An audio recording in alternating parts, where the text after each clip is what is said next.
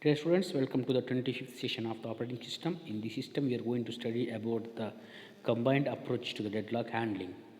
In the previous sessions, we discussed how the deadlock can be handled in a different ways. We discussed three approaches called deadlock prevention, deadlock avoidance, and deadlock detections. See, each and every method has its own advantages and disadvantages. To have the optimal solution, we can even use the combined approach. One or two or more approaches can be combined, and in a system, deadlock can be solved. As in the first, we have seen in the deadlock, of course, prevention. We have seen that we make sure that whatever the condition, four condition to be satisfied for the deadlock, at least one of these condition will be fail. Either mutual exclusion or the whole dead condition should fail, or there should be some preemption, or as well as there should not be circular weight. And we study different approaches for these different options.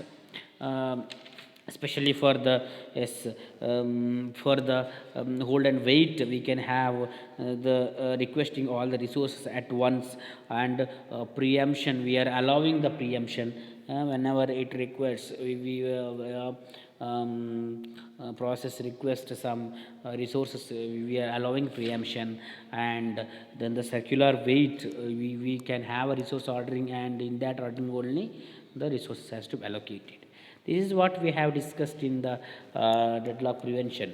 Whereas in deadlock avoidance, we have studied about safe state, and we have seen the resource allocation graph algorithm as well as the banker algorithm for single instance of each resource type and the multiple instance of different resources types respectively. And we have seen we need to keep that the system is always in safe with some safety measurement algorithm.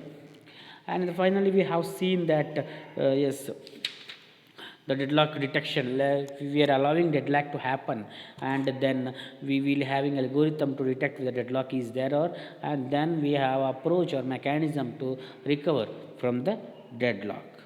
And these are again, by combining these best possible features, we can have a deadlock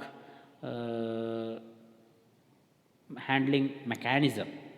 And what are the advantages of this is nothing but it works for the process which performs single burst of activity, and there is no preemption, and convenient for the resources whose state can be saved restored easily, and it is a feasible. That is what all yes, advantages disadvantages can be even counted, and we can have a better mixture of the deadlock handling mechanism, and no need to for the runtime computations.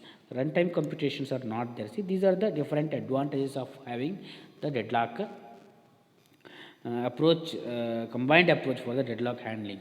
Hope you have understood. Thank you.